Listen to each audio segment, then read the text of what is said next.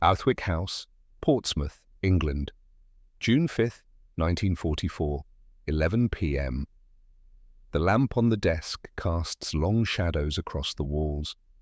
Outside, rain hammers against the windows. Inside, a single man sits hunched over a piece of paper, pen in hand, shoulders carrying the weight of 156,000 lives.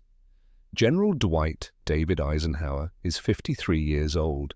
His face, usually quick to smile, is carved from granite tonight. The Kansas boy who once dreamed of playing football now holds the fate of the free world in his hands, and he is writing a letter he prays no one will ever read. The pen scratches across the paper. Each word costs him something.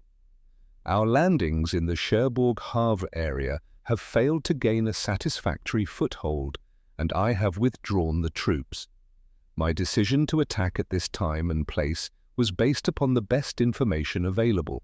The troops, the air, and the navy did all that bravery and devotion to duty could do. If any blame or fault attaches to the attempt, it is mine alone. He signs it, folds it, places it in his pocket. 24 hours ago, he stood in this same room facing the hardest decision of his life. The weather was turning bad. The meteorologist said there was a window, a slim one, but the seas would be rough. Men would die in the crossing before they ever reached the beaches. Postpone the invasion and the Germans might discover the plan. Postpone it and the window might not open again for weeks, maybe months, maybe never. He had looked around the room at his commanders, British, American, Canadian, all of them waiting for him to decide. And he had said one word, go. Now, in the silence of his quarters, he wonders if he has just sent tens of thousands of men to their deaths. The invasion fleet is already at sea.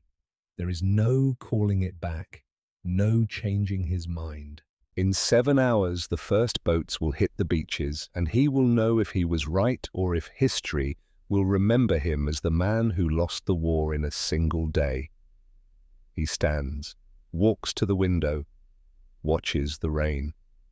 Somewhere out there in the darkness on 5,000 ships pitching in the Channel's swells, boys who should be working in factories or studying in colleges or dancing with sweethearts are checking their rifles and trying not to vomit. They trust him.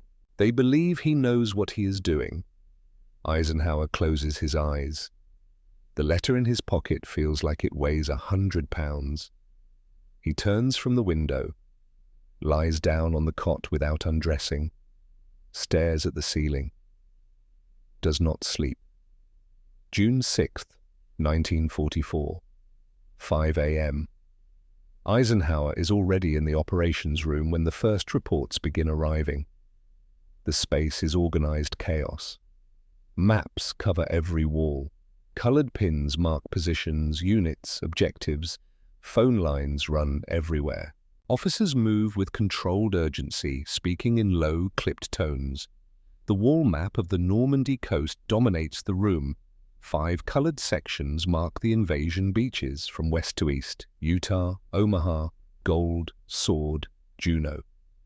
Eisenhower stands before the map, hands clasped behind his back, coffee cooling in a cup on the table beside him.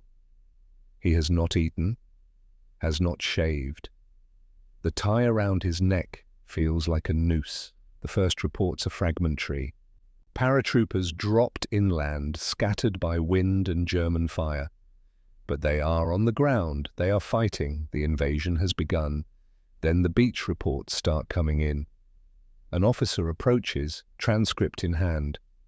"Sir, first wave at Utah Beach has landed." Eisenhower does not take his eyes from the map. "Casualties?" "Light, sir. Lighter than expected. Current landed a mile south of target zone, but opposition is minimal. They're moving inland. A pin is adjusted on the map. Utah Beach, American sector, western flank, green marker. Success." Eisenhower nods once. One beach, 4 to go, 6:30 a.m. Another officer approaches. His face is pale. Sir, Omaha Beach. Eisenhower turns. What's the situation? The officer swallows. The first wave is pinned down on the beach, sir. Heavy casualties. The 1st and 29th Infantry Divisions are taking murderous fire from the bluffs. Men can't get off the beach. Landing craft are being destroyed in the surf.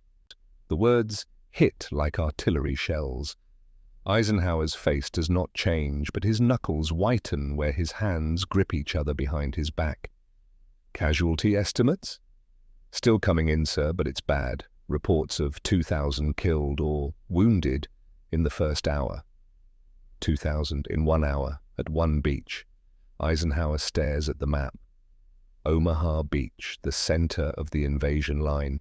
If Omaha fails, the entire operation could collapse. The British beaches to the east would be isolated. The American forces at Utah would be cut off. He thinks of the letter in his pocket. An officer places a red marker on Omaha Beach, the color of blood. "Keep the reports coming," Eisenhower says. His voice is steady. "And get me casualty figures as soon as you have them." This is command. This is the burden. Not leading charges, not firing weapons. Standing in a room, making decisions based on incomplete information and living with the consequences. 7:45 a.m. Reports continue to flow in. Gold Beach, British sector. Moderate casualties, advancing inland. Sword Beach, British sector. Stiff resistance but making progress. Utah Beach, still successful, pushing toward objectives. Omaha Beach, still a disaster. Men dying, units shattered. Eisenhower has not moved from his position in front of the map. His coffee has gone cold. He can feel every one of his 53 years. Then Lieutenant General Walter Bedell Smith enters the room. Bedell Smith is 49, Eisenhower's chief of staff, a man known for his sharp mind and sharper temper. He is professional, efficient, unflappable. But now, as Bedell Smith crosses the operations room toward Eisenhower, there is something different in his face: excitement. Bedell Smith carries a radio transcript in his hand. He is walking quickly, maintaining military bearing, but his eyes are bright. "General," he says quietly, standing at Eisenhower's shoulder, "you need to see this. It's from Admiral Vian's headquarters. Report on the Canadian sector." Eisenhower does not look at him immediately. He is still staring at the red marker on Omaha Beach. "Not now, Bedell," he says. His voice is tired. "Omaha is falling apart.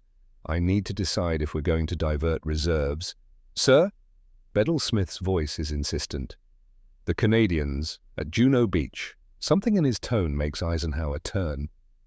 Bedell Smith hands him the transcript. Eisenhower takes it, reads it quickly.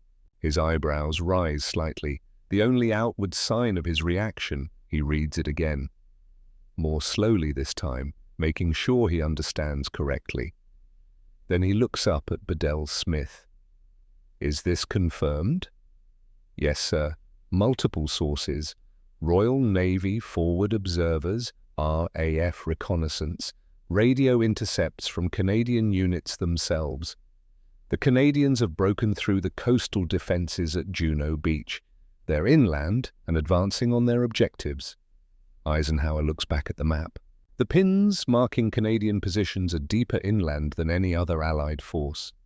Deeper than Utah, deeper than Gold or Sword.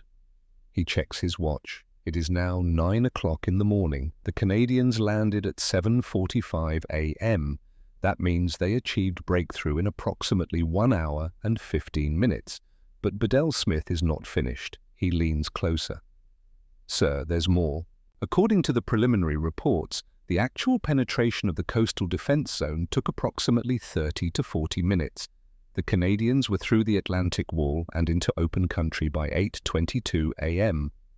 Eisenhower processes this information slowly, methodically, 37 minutes. He has been planning this invasion for over a year. He has studied every aspect of the Atlantic Wall.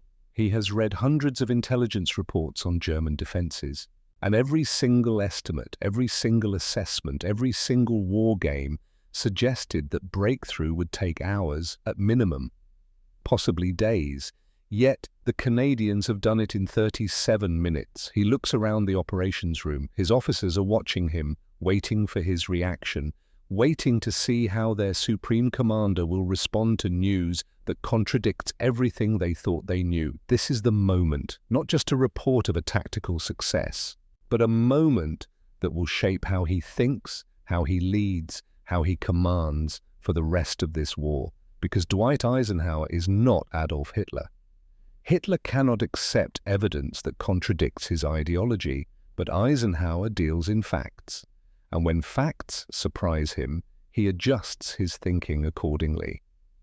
Eisenhower sets down the radio transcript on the map table.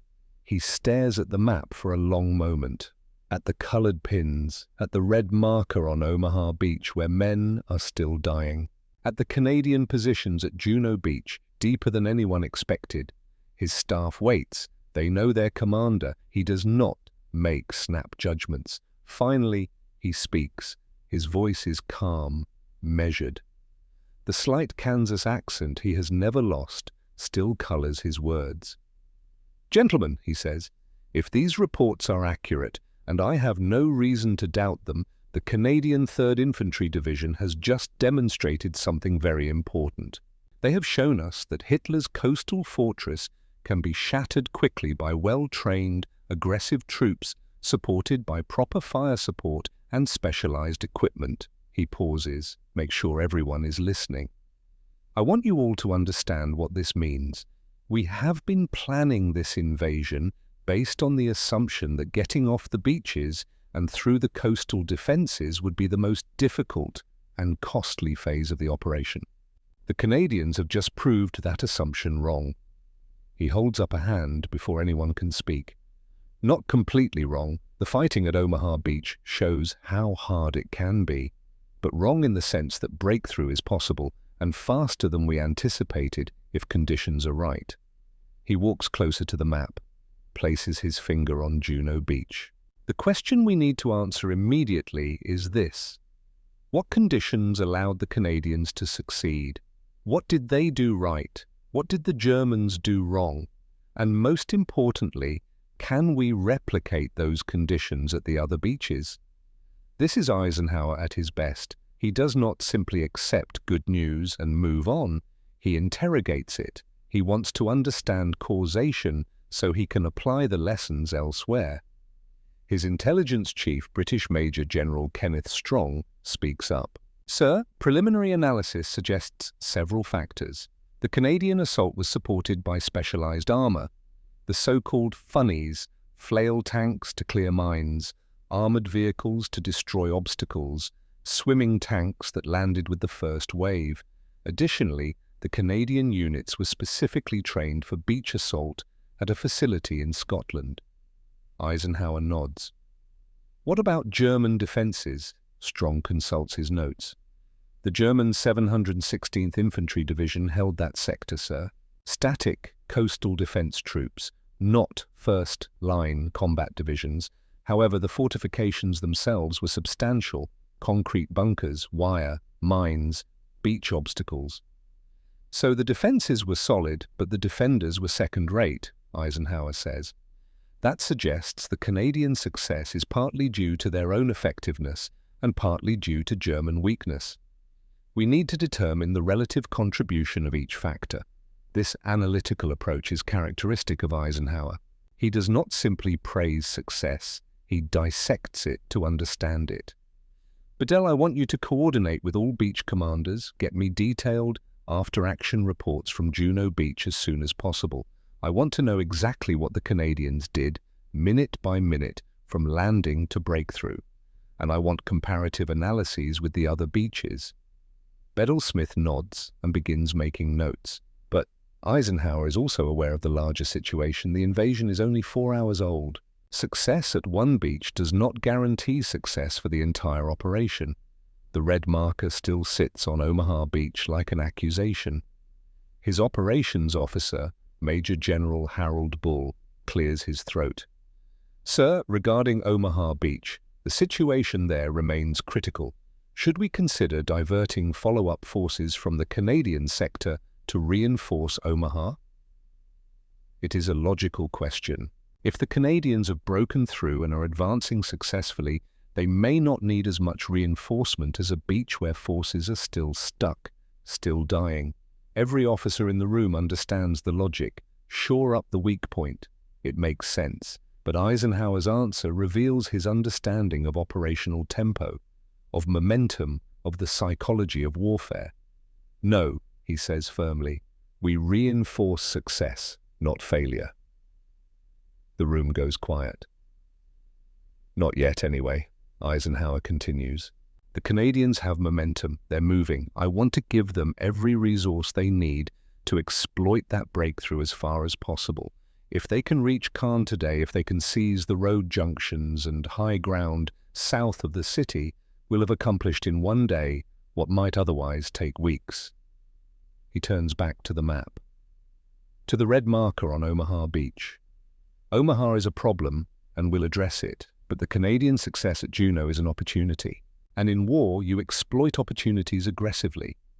This is a crucial decision point. A more cautious commander might pull back, consolidate, shore up the weak points before pushing the strong points forward. But Eisenhower understands that in fluid situations, speed and aggression pay dividends. The Canadians have cracked the door open. His job is to help them kick it off the hinges. 9:30 a.m. More reports arrive. The Canadians landed under heavy fire at Juno Beach, but they kept moving. Their specialized armor proved effective. Their infantry pushed through gaps in the defenses with minimal hesitation. And critically, their officers on the ground made good decisions quickly, adapting to conditions without waiting for orders from higher headquarters. At 10:30 a.m., Eisenhower calls his senior staff together. They gather around the map table. He looks at each of them in turn. Then he makes a statement that will be recorded in multiple diaries and memoirs. The Canadians at Juno Beach have reminded us of something we should never have forgotten. In war, the side that moves fastest usually wins. Not the side with the best plan, not the side with the most firepower. The side that acts while the enemy is still reacting. He points to the map again, to the deep Canadian penetration inland. Right now, at this moment, there are Canadian soldiers 6 or 7 miles inland from where they landed 3 hours ago. The Germans don't know where they are. They don't know where they're going. They don't have forces positioned to stop them. That confusion, that uncertainty, that's what wins battles. The Canadians created it by moving so fast that the Germans couldn't keep up. His chief of staff speaks up. Sir, should we communicate this observation to the other beach commanders, encourage them to push forward more aggressively? Eisenhower considers this carefully. Draft a message to all sector commanders. Inform them of the Canadian success at Juno Beach. Emphasize that breakthrough was achieved through aggressive forward movement despite casualties. Encourage them to push inland as rapidly as conditions permit. Make it clear that consolidation can come later. Right now, speed is essential. It is a carefully worded order. Eisenhower is not mandating that all forces replicate Canadian tactics regardless of circumstances, but he is sending a signal. The Canadian example shows what is possible. As the morning progresses, Eisenhower continues to monitor the Canadian sector with particular interest. The pins on the map are adjusted every few minutes as new reports arrive. Then at 11 o'clock, a new report arrives. An officer approaches Eisenhower with a transcript. His face is tense. Sir, Canadian forces are reporting contact with German armor. Elements of the 21st Panzer Division are counter-attacking. This is the moment of truth. Can the Canadians hold against German mobile reserves? Eisenhower takes the report, reads it calmly. His staff watches him closely. This is what the planners feared, that Allied forces would get ashore, push inland, but then be thrown back by German panzer divisions. The report states, Canadian forces engaged with 21st Panzer Division elements near Carpiquet, fighting ongoing, Canadian positions holding. Eisenhower looks up at Bedell Smith. Get me direct communication with Montgomery's tactical headquarters. I want to know what support the Canadians are receiving. Within minutes, the information comes back. The Canadians are receiving naval gunfire from destroyers offshore. RAF Typhoons are conducting ground attack missions against German armor. And the second wave of Canadian forces is landing now, pushing forward to reinforce the advanced elements. Eisenhower nods with satisfaction. That's how you do it. The Canadians punch through, and now we're pouring resources through the hole they made. This is exactly what we planned. It's just happening faster than we expected. For the first time since writing that letter 11 hours ago, Dwight Eisenhower allows himself to believe that perhaps, just perhaps, this invasion will not end in disaster. But the day is far from over. And the hardest lessons are yet to come. 11:15 a.m. June 6, 1944. The operations room has taken on a different rhythm now. The initial chaos has given way to something more controlled, more purposeful. Officers move with efficiency born of exhaustion and adrenaline. Eisenhower has not left his position, has not sat down, has not eaten. He stands before the map like a sentry, watching the colored pins shift as the invasion unfolds. Then an officer approaches, young, American, face pale. He carries a message transcript. "Sir," he says, voice tight. "Report from the Canadian sector." Eisenhower turns. Something in the officer's tone makes his stomach clench. "What is it?" "Canadian forces engaged with German armor near Carpiquet, sir. 21st Panzer Division elements. Heavy fighting ongoing." The room does not go silent. The phones still ring. But Eisenhower can feel the shift in attention. Every officer within earshot has stopped. Listening. Waiting. This is what the planners feared. The Allied forces getting ashore, pushing inland, achieving breakthrough, and then being thrown back into the sea before they could consolidate. Eisenhower takes the transcript, reads it slowly. His face reveals nothing. Canadian forces engaged with 21st Panzer Division elements near Carpiquet. Approximately 20 to 30 tanks, fighting ongoing, Canadian positions under pressure but holding. He looks up. Around the room, staff officers are watching him, waiting to see how their commander will respond to the news that his gamble is being tested. Eisenhower sets down the transcript, looks at Bedell Smith. "Get me direct communication with Montgomery's tactical headquarters. I want to know exactly what support the Canadians are receiving. Naval gunfire, air support, reinforcements, everything." Bedell Smith moves immediately. The minutes stretch. The room waits. Then Bedell Smith returns. "Sir, I have the information." "Report." "The Canadians are receiving naval gunfire support from HMS Diadem and 2 destroyers offshore. RAF Typhoons from 83 Group are conducting ground attack missions against the German armor. Rockets and cannon fire. Additionally, the second wave of Canadian forces landed approximately 30 minutes ago. They're moving inland now to reinforce the forward positions." Eisenhower listens to each detail. Then he does something that surprises several of the younger officers in the room. He smiles. Not a broad smile, just a slight upturn at the corners of his mouth. The first smile anyone has seen from him since the invasion began. "That's how you do it," he says quietly. Then louder. "The Canadians punched through the coastal defenses, and now we're pouring resources through the hole they made. Naval guns, air support, fresh infantry. This is exactly what we planned." He pauses, looks around at his staff.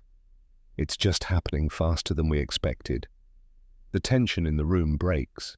Officers return to their work with renewed energy. But Eisenhower is not finished. He has recognized something in this moment. An opportunity not just to manage a crisis, but to teach a lesson. "Gentlemen," he says, voice rising slightly, "I want you to watch what happens over the next few hours very carefully, because you're about to see the difference between tactics and strategy." Officers look up, Eisenhower has their full attention now. Tactics is taking the beach, getting men ashore. Clearing obstacles, that's tactics. The Canadians executed their tactics brilliantly. He walks to the map, places his hand on the cluster of Canadian pins near Carpiquet. But strategy is what you do with the beach after you've taken it. Strategy is recognizing that breakthrough creates opportunity. That momentum is a weapon, that the enemy is most vulnerable when he's reacting, when he's confused, when he's trying to figure out what just happened. He turns back to face the room. Right now, German commanders from here to Paris are asking themselves how the Canadians broke through so quickly. They're questioning their intelligence, they're scrambling to respond. And while they're scrambling, we're exploiting. That's strategy.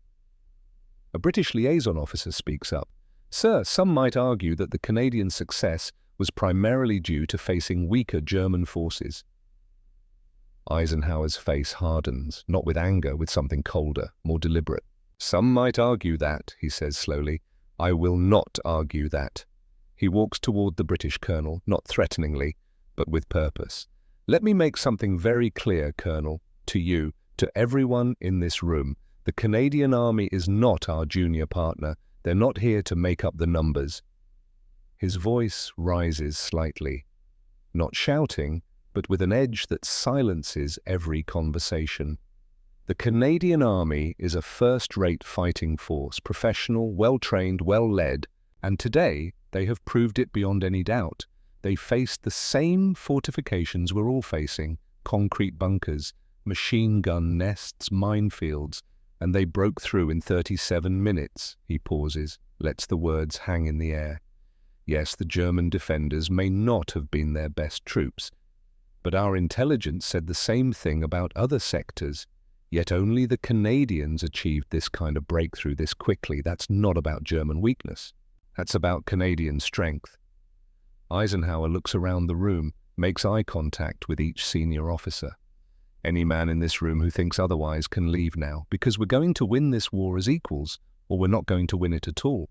The moment we start playing games about which national force is superior, that's the moment this coalition starts to fracture. And a fractured coalition is exactly what Hitler wants. No one moves, no one speaks. Good, Eisenhower says. Then we're clear. The moment has passed, but the lesson has been delivered. 12 p.m. noon. Eisenhower calls a formal briefing. His senior staff gathers around the map table. They look exhausted, eyes red, uniforms rumpled. But there is something else in their faces now. Hope. Eisenhower begins without preamble. Gentlemen, we are 6.5 hours into Operation Overlord. Here is what we know. He points to each beach in turn. Utah Beach. American forces have secured the beachhead and are advancing inland. Casualties lighter than expected. Omaha Beach. His voice grows heavier. The situation remains critical, but forces are finally getting off the beach. Severe casualties, estimates over 2,000. However, small units have found gaps in the defenses and are beginning to push up the bluffs. The situation is stabilizing. Gold Beach and Sword Beach, British forces are consolidating and pushing inland. Resistance moderate to heavy, but progress is steady. Then he places his hand on Juno Beach, and here, the Canadian 3rd Infantry Division has achieved the deepest penetration of any Allied force.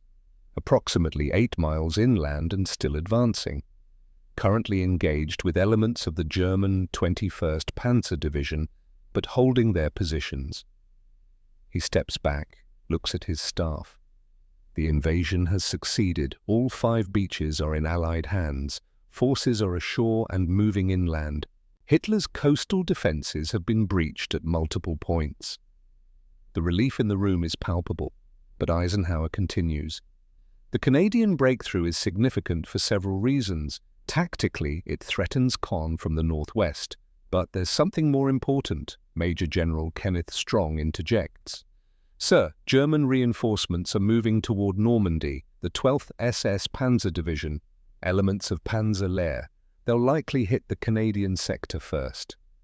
Eisenhower nods. Expected. The Germans will counterattack where we're strongest because that's where the threat is greatest. The question is whether they can mount those counterattacks fast enough. He turns to his air operations officer. Status of air interdiction?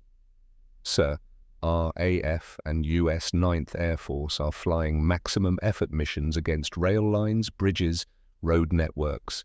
We're significantly delaying German movement. Estimated time for major reinforcements to reach the Canadian sector is 24 to 48 hours. Good, Eisenhower says. That gives the Canadians time to dig in. By the time the Germans can mount a serious counter-offensive, we'll have armor and artillery ashore. He pauses, walks back to the map. The next 24 hours are critical.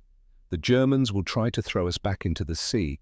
If we can hold what we've taken and expand it, we win. If they can drive us back, we lose. Then Eisenhower says something that reveals his understanding of what the Canadian breakthrough really means. The fact that the Canadians got so far so fast is important not just because of the ground they've taken, it's important because of what it does to German thinking. He points to the map. The Germans spent 3 years and billions of marks building these defenses. 3 years convincing themselves that Fortress Europe was impregnable, that any invasion would fail, that the beaches were death traps. His voice hardens, and the Canadians shattered that myth in 37 minutes. He looks around at his staff. Never underestimate the psychological impact of that.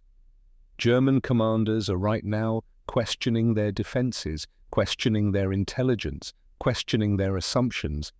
That doubt, that uncertainty, it's as valuable as any tactical advantage we've gained. June 7th, 1944, D-Day +1. Eisenhower leaves Southwick House for the first time in 36 hours. He boards a destroyer to cross the channel, to see the beaches with his own eyes. The crossing is rough. The destroyer pitches and rolls. Eisenhower stands on deck, gripping the railing, watching the coast of France emerge from the morning mist. He cannot reach the Canadian sector. Fighting is still too intense, but he meets with Admiral Bertram Ramsay, the naval commander who coordinated the amphibious assault. Ramsay is 61, a veteran of World War I, a professional sailor who has seen more naval operations than most men have seen sunrises. They stand on the deck of Ramsay's flagship, watching supply ships moving toward the beaches. The Canadians were remarkable, Ramsay says without preamble. I've supported amphibious operations before, Gallipoli in the last war, North Africa, Sicily. I've seen good troops and bad troops, but I've never seen troops get off a beach that quickly. Eisenhower turns to look at the Admiral. What made the difference? Ramsay thinks for a moment. Training, equipment, leadership. Those all mattered, but there was something else. They had momentum. From the moment they landed, they were moving forward. Other beaches, even the successful ones, troops would land, take cover, wait for supporting fires, organize, then advance. But the Canadians just kept moving, Ramsay says. It was controlled chaos. Men were falling. Boats were being hit. And they kept moving, through it, around it, over it. They never stopped. Eisenhower absorbs this. The phrase stays with him. Controlled chaos. It captures something essential about military operations. Perfect order is impossible in combat. But purposeful movement toward objectives, even through chaos, that wins battles. They stand in silence for a while. Then Ramsay says quietly, "They paid for it, though, the speed." Eisenhower's jaw tightens. "I know." "Do you?" Ramsay looks at him.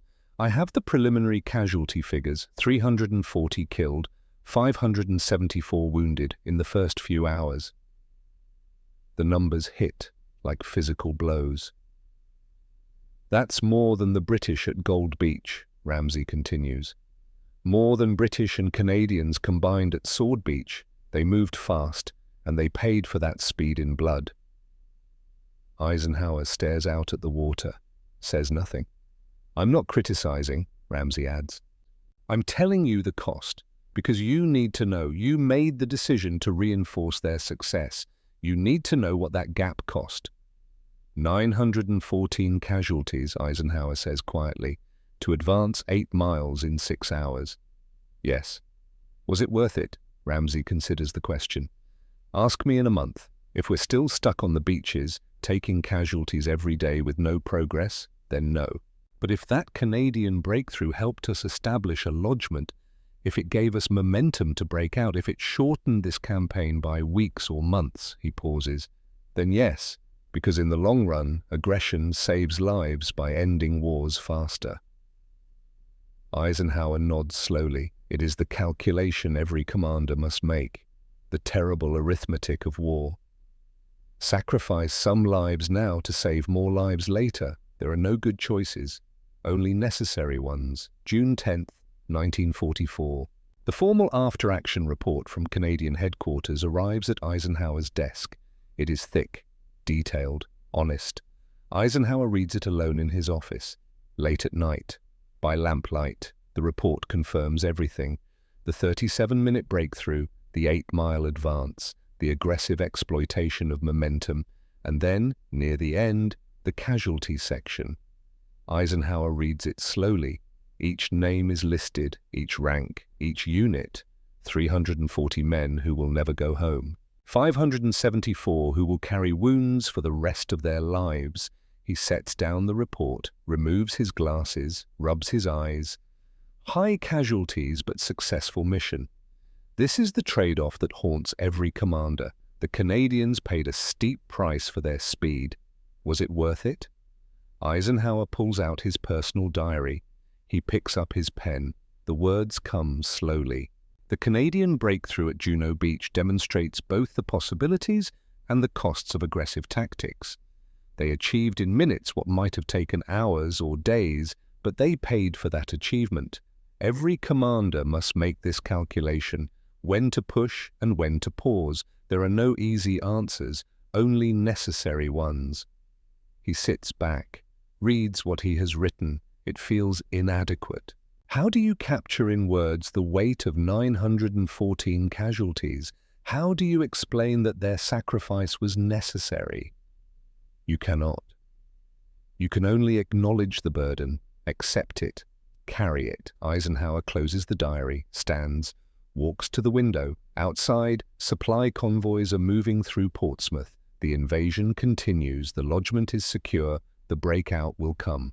And it will come in part because a Canadian division broke through in 37 minutes and gave the Allies the momentum they needed. 914 men paid for that momentum.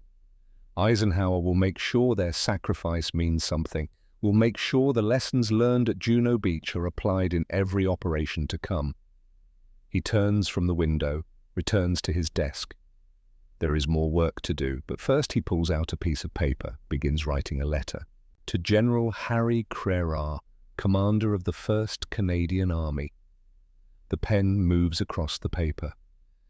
Dear General Crerar, I wanted to write to you personally to express my gratitude for the performance of the Canadian 3rd Infantry Division at Juno Beach on June 6th. The breakthrough your men achieved set the tone for the entire invasion. They proved that Hitler's fortress could be beaten. They proved that well-trained troops with good leadership can accomplish seemingly impossible tasks. And they proved that the Canadian Army is one of the finest fighting forces in this coalition. I know the cost was high. 340 men killed, 574 wounded. Those numbers represent sons, brothers, husbands, fathers, men who will never go home, families who will grieve. Please convey to all ranks my deepest respect and gratitude. Their sacrifice was not in vain. The momentum they created gave us the lodgment we needed. Every day we hold this ground, every mile we advance, builds on the foundation they laid. The Canadian Army has earned the right to be called equal partners in this alliance, not through words, but through deeds, through courage under fire and aggressive execution. I look forward to working with you and your men in the campaigns to come. With respect and admiration, Dwight D. Eisenhower. He reads it over, signs it, seals it. Bedell Smith enters as Eisenhower is addressing the envelope. Sir, you asked to see me? Yes, Bedell. I want this letter to go to General Crerar by hand. Not through normal channels. Make sure Crerar gets it personally. Bedell takes the letter, glances at the address. This is more than a thank you note, isn't it? Eisenhower leans back.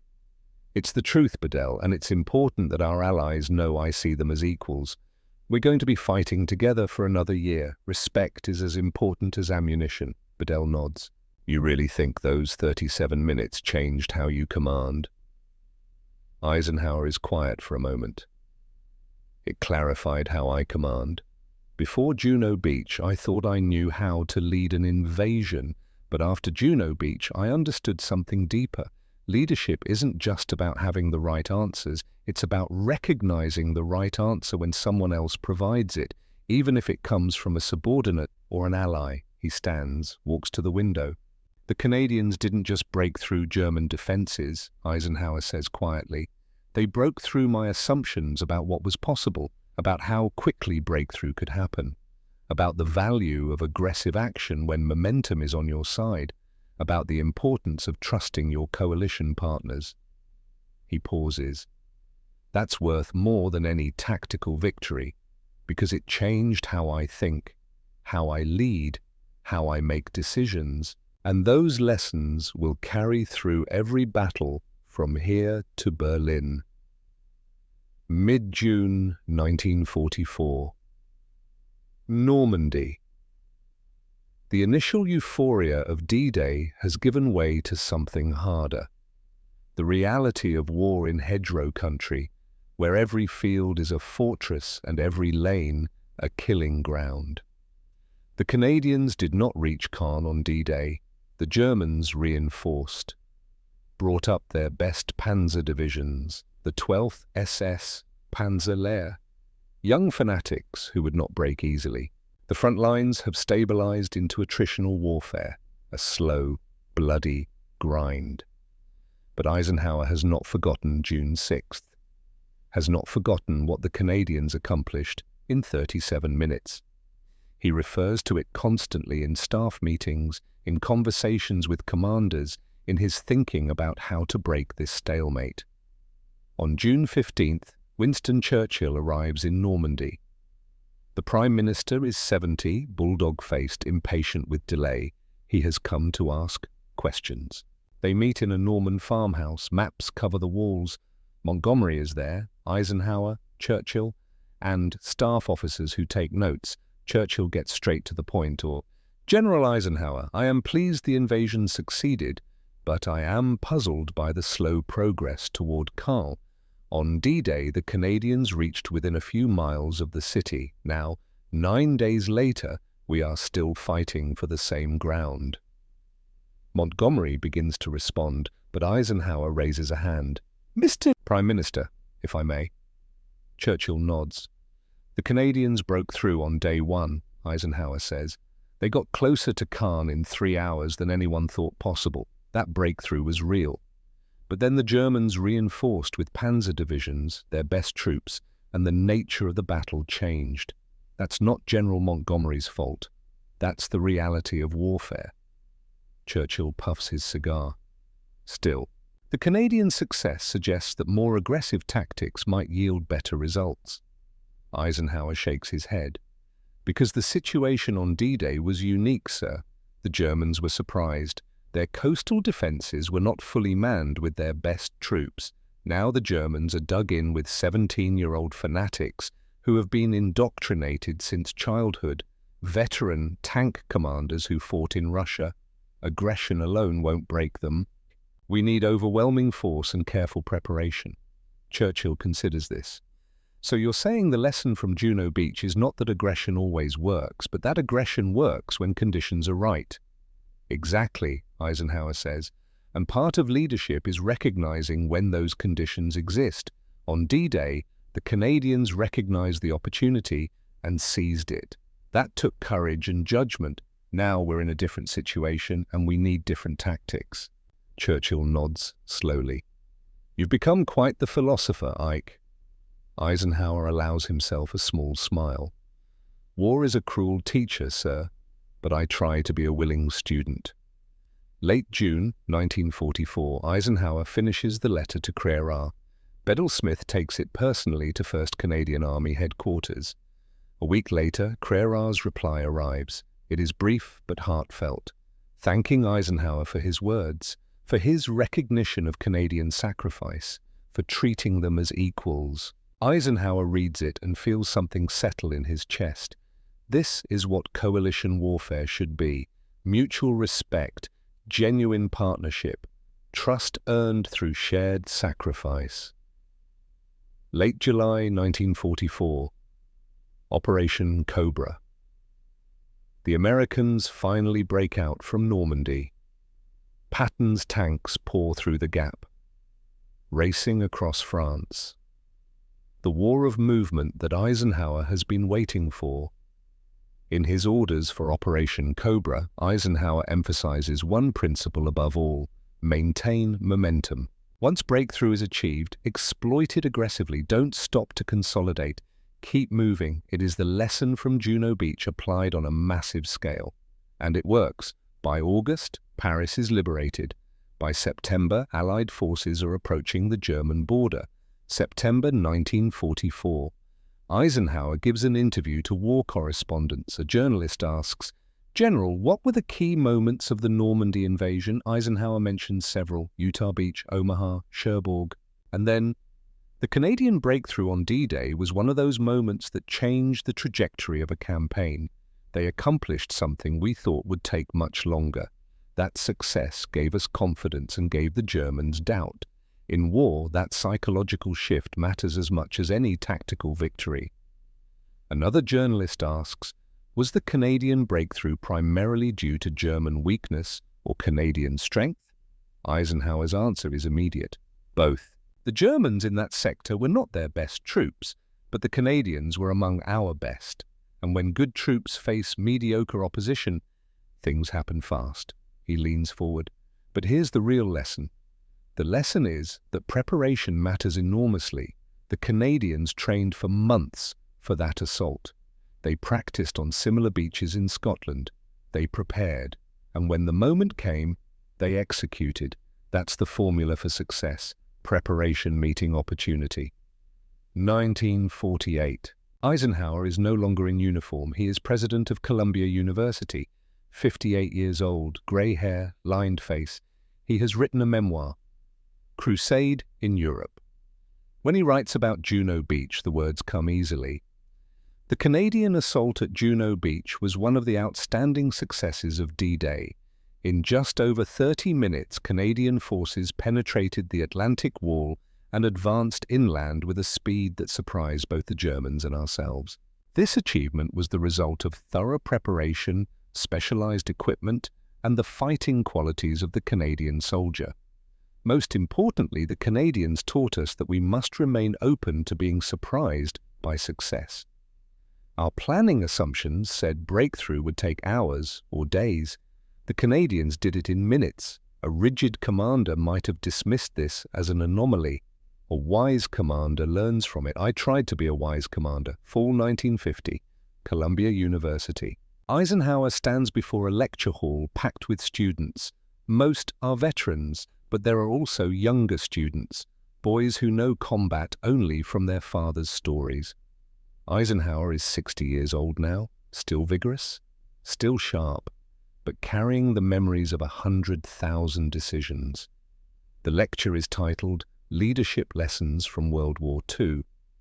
A student raises his hand. "General Eisenhower, what surprised you most during the war? What moment challenged your assumptions the most?" Eisenhower pauses. "Let me tell you about June 6th, 1944, about 37 minutes that changed how I led for the next 11 months of war." The room goes silent. Eisenhower tells the story. The anxiety of the night before, writing the failure letter, the chaos of D-Day morning, the disaster at Omaha, then the impossible report from Juno Beach, the decision to reinforce success. The cost. He speaks for 20 minutes, without notes. When he finishes, another student raises his hand. "Sir, with the benefit of hindsight, knowing the Canadian casualties, do you regret the decision?" Eisenhower's hands grip the podium.